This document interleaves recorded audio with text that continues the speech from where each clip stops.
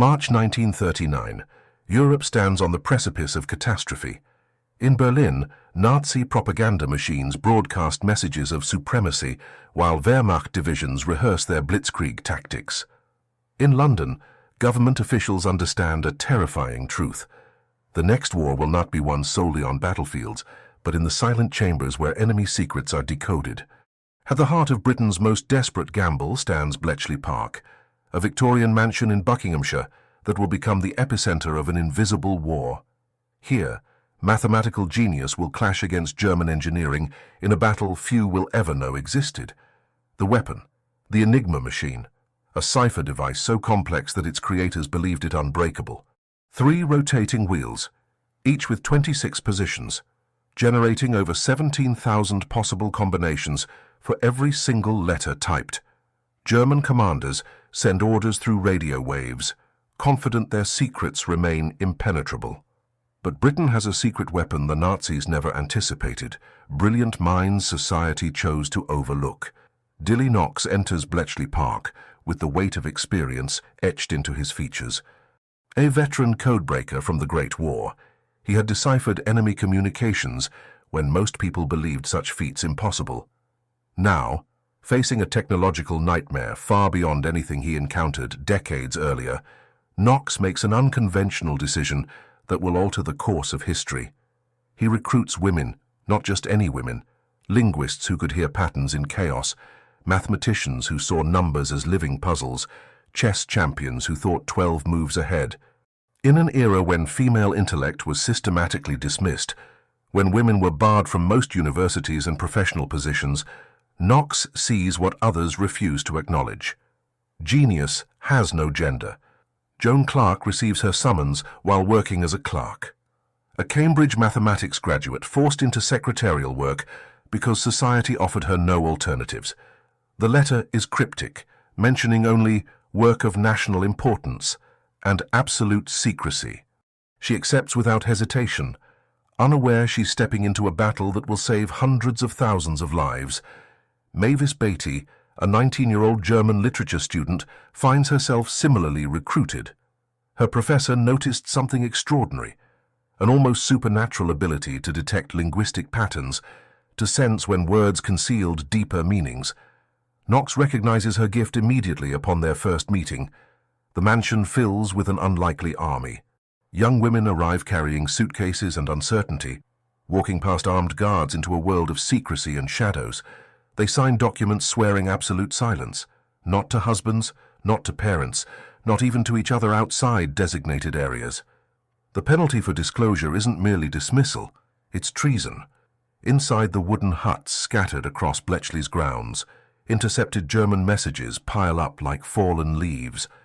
Radio operators transcribe endless streams of encrypted letters, QWMZP, LKTFR, NXBVD, meaningless chaos concealing orders that will determine whether convoys survive, whether cities burn, whether battles are won or lost. Knox gathers his team in Hut 6. He looks at these brilliant women society tried to silence and delivers a single message. Every code you break saves lives. Every hour you waste costs them.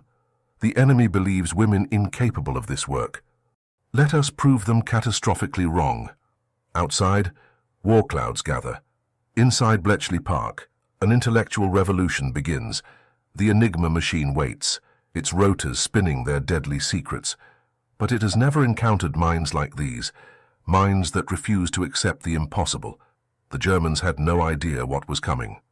September 1939. War erupts across Europe as German tanks roll into Poland. At Bletchley Park, the first intercepted Enigma messages arrive like cryptic prophecies, streams of letters that hold the power of life and death, yet reveal nothing. Joan Clarke steps into Hut 8 for the first time, her heart pounding against her ribs. The wooden structure smells of damp paper and cigarette smoke. Around crude tables, men huddle over message transcripts, their faces etched with frustration. At the center stands Alan Turing, a mathematician whose awkward demeanor masks a revolutionary mind. He glances up as Joan enters, his eyes assessing her with clinical curiosity. "Miss Clarke, I'm told you're exceptional with numbers," Turing says without preamble. "Prove it." No welcome, no pleasantries, just the immediate weight of expectation. Joan's assignment places her under Turing's direction in Hut 8, the section responsible for deciphering German naval Enigma traffic, where logic and mathematics converge in a battle of intellects against machinery. Across the compound, in a small office adjoining Hut 4, Dilly Knox has established his own code-breaking unit focused on Italian and Abwehr ciphers. It's a quieter space, filled with papers, teacups, and the smell of pipe tobacco. Here, Knox begins mentoring a young recruit whose instincts will soon prove extraordinary, Mavis Beatty. The older codebreaker moves between papers like a conductor before an orchestra, seeing patterns where others see only chaos. German operators are human, Knox explains, his voice carrying decades of experience. Humans make mistakes. They get lazy. They fall into habits. Our job is to catch them in those moments of weakness. He hands Mavis a message, 20 lines of seemingly random letters. Italian naval code. Similar principles to Enigma, but you must feel the language beneath the encryption. Tell me what you sense. The Enigma machine itself becomes both adversary and obsession. Knox brings one captured device to demonstrate its diabolical genius. 3 rotors sit nested inside, each containing the complete alphabet wired in random order. With every keystroke, the rotors advance, changing the encryption pattern. Type the letter A, and it might become Q. Type A again immediately after, and it transforms into M. 17,000 combinations per rotor position, Turing explains, his fingers tracing the machine's mechanics. Over 150 trillion possible settings total. The Germans reset their machines daily at midnight. We have 24 hours to find the correct configuration among trillions of possibilities, or the intelligence becomes worthless. Joan feels the mathematics crawling through her mind. 17,000 multiplied by 17,000, multiplied again, numbers that should make the task impossible. Yet she thinks, every impossible puzzle has a solution. Mathematics doesn't lie. The pressure descends like physical weight. Intelligence reports flow into Bletchley constantly. German U-boats prowl the Atlantic, hunting British supply convoys. Every ship sunk brings Britain closer to starvation, closer to surrender. The codebreakers know that somewhere in these encrypted messages are coordinates, attack times, submarine positions, information that could save hundreds of sailors drowning in freezing waters, but they cannot read it. Days blur into sleepless nights. Joan works until her vision blurs, searching for mathematical shortcuts, patterns that might reduce those impossible trillion combinations. Mavis studies German message headers, looking for repeated phrases that might provide entry points into the cipher. Knox watches his team with paternal concern, recognizing the toll this invisible war extracts. These brilliant women earn half the salary of their male colleagues, receive none of the official recognition, yet carry the same crushing responsibility. Every failure means death. Every success remains secret. One evening, Turing approaches Joan with unusual hesitation. "You see things others miss," he says quietly. "I need that perspective. The Enigma doesn't care about gender or credentials. It only cares about who can break it." Outside, darkness falls over England. Air raid sirens wail in distant cities. At Bletchley Park, lights burn through the night as brilliant minds wage war against mathematics itself. Then, on October 19th, everything changed. October 1939. The weight of war settles over Bletchley Park like winter fog. Inside the huts, exhaustion becomes a permanent companion. Joan Clarke hasn't slept more than 4 hours in 3 days. Her fingers are stained with ink, her eyes bloodshot from staring at endless rows of encrypted letters. Around her, other codebreakers work in similar states of desperate focus. The mathematics haunts her dreams. 17,000 possibilities cascade through her mind, even when she closes her eyes.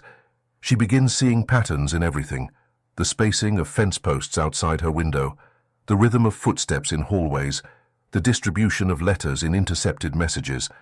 Her brain refuses to stop working, searching constantly for the key that will unlock Enigma's secrets. Turing notices her deterioration. He himself survives on tea and intellectual obsession, but he recognizes something kindred in Joan's relentless pursuit. She doesn't just want to break the code, she needs to, the way lungs need air. The machine is logical, Joan mutters one morning, more to herself than anyone else. Perfectly logical, which means it has weaknesses. Perfect systems always do. She's right, but finding those weaknesses feels like searching for specific grains of sand on an endless beach. Across the compound, Mavis Beatty faces her own intellectual crucible. Knox has given her increasingly complex Italian naval intercepts. The Italian cipher system differs from German Enigma, but shares similar mechanical principles. Every morning, new messages arrive. Every morning, she must decode them before the intelligence becomes obsolete. Her gift for languages becomes both blessing and curse. She can sense when encrypted text conceals specific German or Italian phrases. Certain letter combinations feel wrong, unnatural, indicators that human error has crept into the encoding process. But sensing patterns and proving them mathematically are different challenges entirely. The gender barrier manifests in countless small humiliations. Joan receives a quarter of Turing's salary despite performing equivalent work.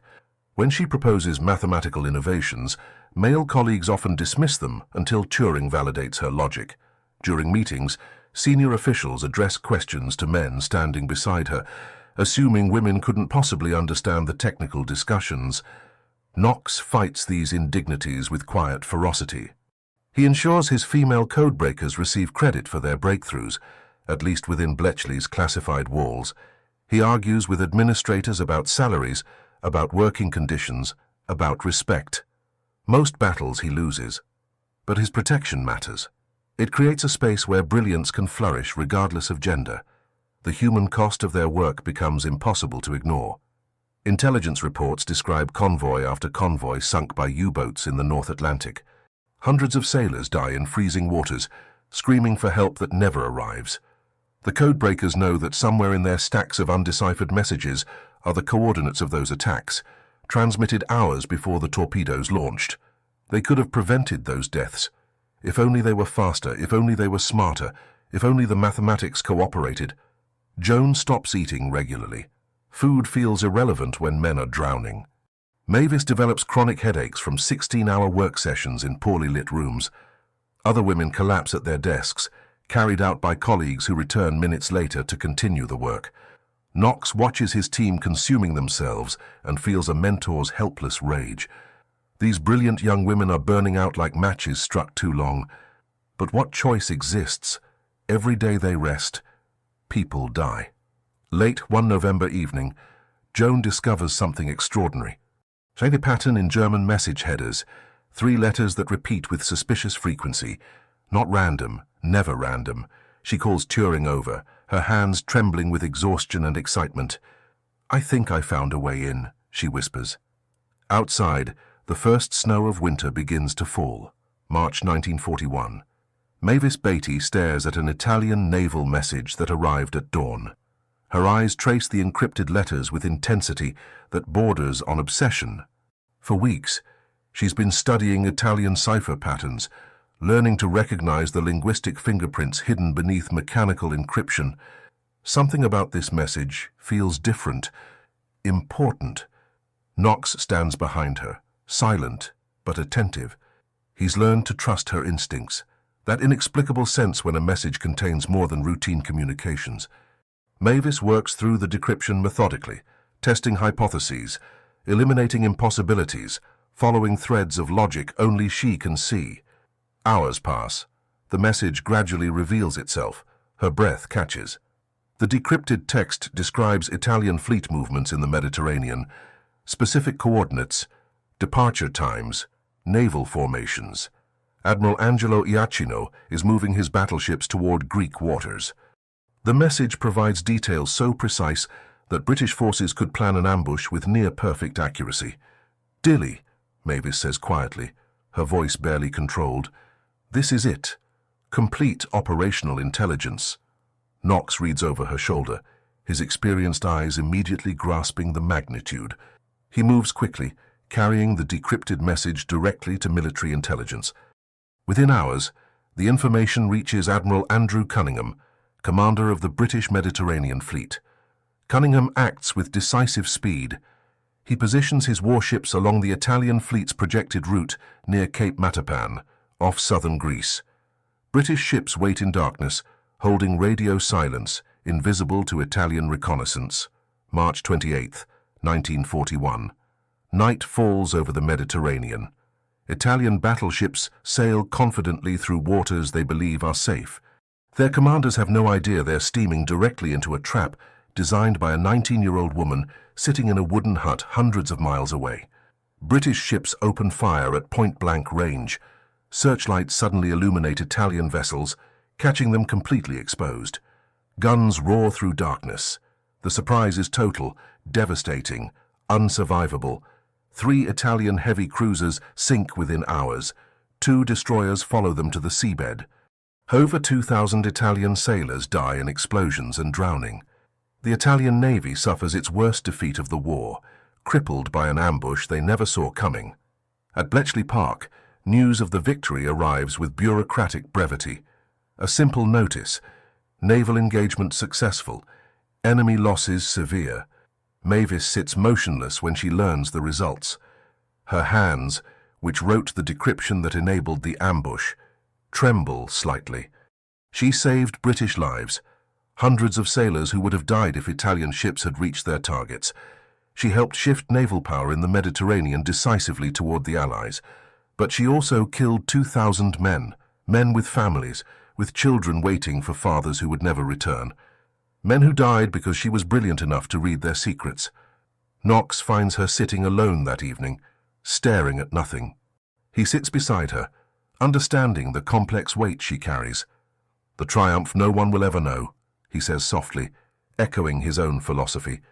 "We save lives by taking them. We end the war by fighting it in shadows." Mavis nods, unable to speak. The mathematics of war allows no room for moral simplicity. The victory at Matapan proves beyond doubt that code-breaking can alter the course of battles. But now the stakes rise exponentially. British intelligence turns its full attention to the deadliest cipher of all, the German naval Enigma. The U-boats were waiting. April 1941. The North Atlantic becomes a graveyard. German U-boats hunt Allied convoys with terrifying efficiency, torpedoing supply ships faster than Britain can replace them. Each week, dozens of vessels sink beneath freezing waves. Sailors die by the hundreds, some from explosions, others from hypothermia in lifeboats that drift for days without rescue. Britain faces slow starvation. Food rationing tightens. Fuel supplies dwindle. Military equipment arrives in insufficient quantities. Winston Churchill later admits that the U-boat threat was the only thing during the war that truly frightened him.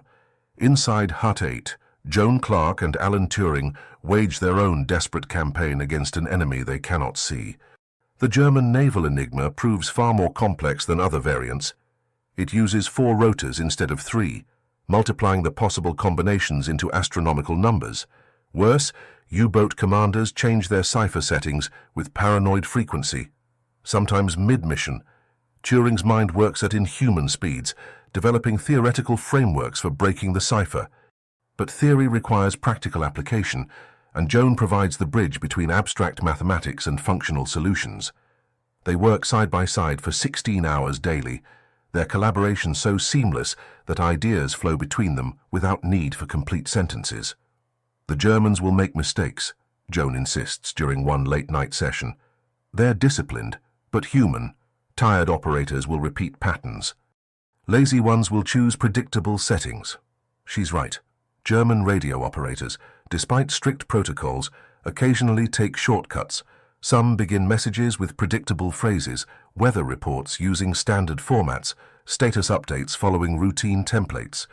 These tiny human errors create microscopic cracks in Enigma's armor. Turing develops a mechanical solution, the bomb machine. Unlike Enigma, which encrypts messages, the bomb tests thousands of possible Enigma settings simultaneously, searching for configurations that might produce intelligible German text. The machine is massive, loud, filled with rotating drums and electrical circuits that click and whir like mechanical insects, but the bomb needs human guidance. It requires codebreakers to identify probable words or phrases within encrypted messages, what they call cribs. Joan becomes expert at finding these cribs, recognizing patterns in message structure that indicate specific content. One morning in June, Joan identifies a promising crib in a U-boat transmission. She configures the bomb with her hypothesis.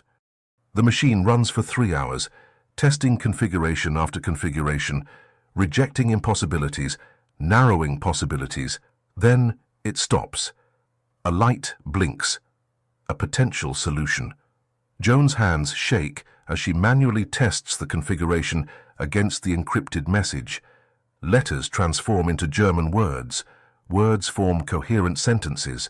Sentences reveal U-boat coordinates, attack schedules, patrol routes. She runs to find Turing. He reads the decrypted message, his face transforming with an emotion he rarely shows. Pure elation. "Send it to the Admiralty immediately," he orders. Within hours, British destroyers alter course based on Joan's intelligence. They intercept a U-boat wolfpack before it reaches a convoy. Depth charges rain down. 2 submarines sink. The remaining U-boats scatter, their coordinated attack broken. 30 cargo ships reach Britain safely. Thousands of tons of food and equipment arrive intact. Hundreds of sailors survive who would have drowned. Joan and Turing celebrate quietly, sharing tea in exhausted silence. They've proven the bomb works. They've demonstrated that German naval Enigma can be broken. But between them exists something deeper than professional collaboration. Turing trusts Joan completely, an unusual vulnerability for someone who struggles with human connection. One evening, he tells her his most dangerous secret, January 1944. The war enters its decisive phase. Allied forces prepare for the largest amphibious invasion in history, the liberation of occupied Europe. But success depends entirely on deception. Hitler must believe the invasion will strike Pas-de-Calais, not Normandy. The fate of thousands of soldiers rests on maintaining this elaborate lie. At Bletchley Park, Mavis Beatty works with renewed intensity. Dilly Knox died in February 1943, his body finally surrendering to the cancer he'd ignored for years. His last words to her were characteristic: "Finish the work. Make them remember what we did here, even if they never know our names." She carries that mission forward. Her focus shifts to Abwehr communications, German military intelligence transmissions that flow through their own Enigma variants. These messages reveal what the Germans believe, what they fear, what intelligence they've gathered about Allied plans. Breaking Abwehr codes provides a unique advantage. It allows the Allies to read German assessments of their own deception operations. British intelligence can verify whether their fake radio traffic, phantom armies, and double agents are successfully misleading Hitler's high command. Mavis decrypts an Abwehr message in March 1944 that makes her pause. German intelligence reports massive troop concentrations in southeastern England, exactly where the Allies have staged fictional army units that exist only as radio chatter and inflatable tanks. The Germans believe the deception completely.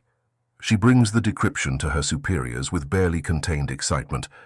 They think Patton commands 1 million soldiers preparing to invade Calais. They're reinforcing the wrong coastline. This intelligence feeds directly into Operation Bodyguard, the strategic deception plan designed to protect D-Day forces. Every decrypted Abwehr message helps Allied planners refine their lies, adjusting the deception to exploit German fears and expectations. Joan Clarke, meanwhile, continues breaking naval Enigma in Hut 8. By 1944, the process has become almost routine, though no less exhausting. The bomb machines run constantly, processing intercepts with mechanical efficiency. Allied forces now read German naval communications faster than some German commanders receive them. U-boat losses mount catastrophically. Submarine crews begin calling the Atlantic the Valley of Death. The hunters have become the hunted, stalked by destroyers guided by intelligence they cannot comprehend.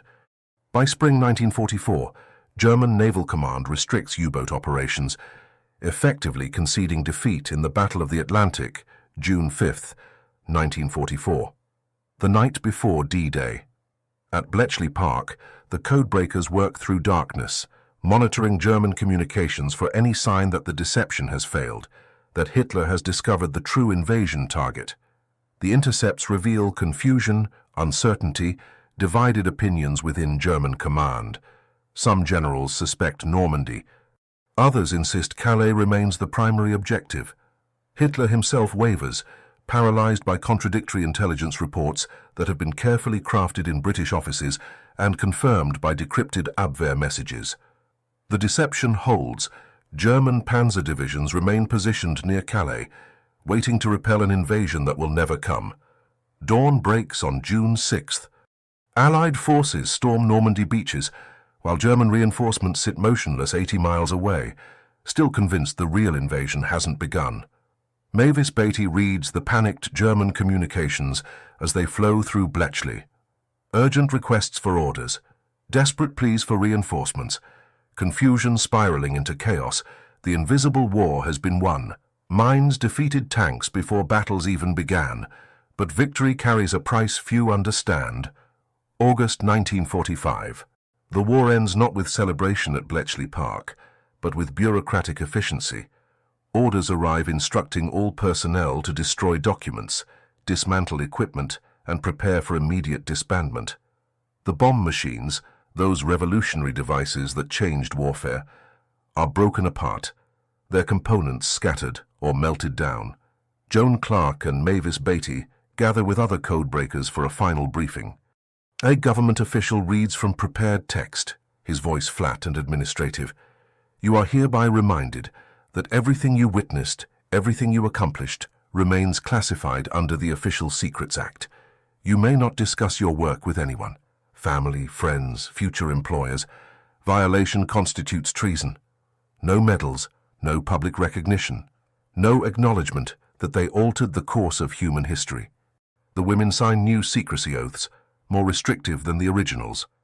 Then they collect their belongings and walk out of Bletchley Park as if departing ordinary office jobs. Guards watch them leave, ensuring no documents, no evidence, no proof of their genius escapes those grounds.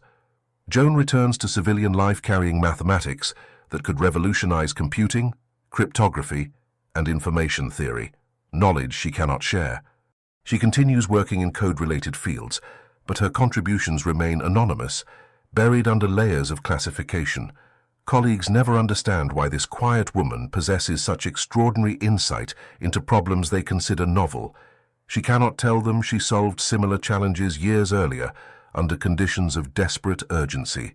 Her relationship with Alan Turing endures beyond Bletchley, though tragedy shadows it.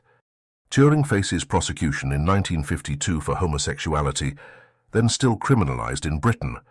The government he served, the nation he saved, destroys him with chemical castration and public humiliation. He dies in 1954, officially ruled suicide, his brilliance extinguished by institutional cruelty. Joan attends his funeral in silence, carrying memories of their partnership that she cannot share even in eulogy. The man who broke Enigma dies with most of Britain, unaware he'd contributed anything beyond abstract academic mathematics. Mavis Beatty channels her frustration into historical preservation. If she cannot discuss her own achievements, she can ensure others remember Dilly Knox and the forgotten heroes of codebreaking. She becomes a historian and garden conservationist, subtly weaving Bletchley's story into broader narratives about World War II intelligence. Decades pass. The secrets age like wine, growing more absurd with time. These women who saved hundreds of thousands of lives cannot tell their own children what they did during the war. Finally, in the 1970s, restrictions begin loosening. The British government acknowledges Bletchley Park's existence, though still minimizing details. Historians start reconstructing the story from fragments and fading memories. By the 1990s, Joan and Mavis can finally speak openly. They give interviews, write memoirs, accept long overdue honors, but they're elderly now, their youth and prime years consumed by secrets they carried alone. Joan Clarke receives formal recognition shortly before her death in 1996. Mavis Beatty lives until 2013, spending her final decades ensuring young women understand that intelligence, courage, and mathematical brilliance change the world more profoundly than any weapon. Today, students study computer science and cryptography without knowing they walk paths these women carved in silence. Girls learn mathematics, unaware that brilliant female minds proved gender irrelevant to genius when the stakes couldn't have been higher. The machines are gone. The huts have been restored as museums. But the legacy persists in every woman who refuses to accept that her mind has limitations imposed by others, expectations. "We didn't fight with weapons," Joan Clarke once said. "We fought with ideas, and ideas change wars."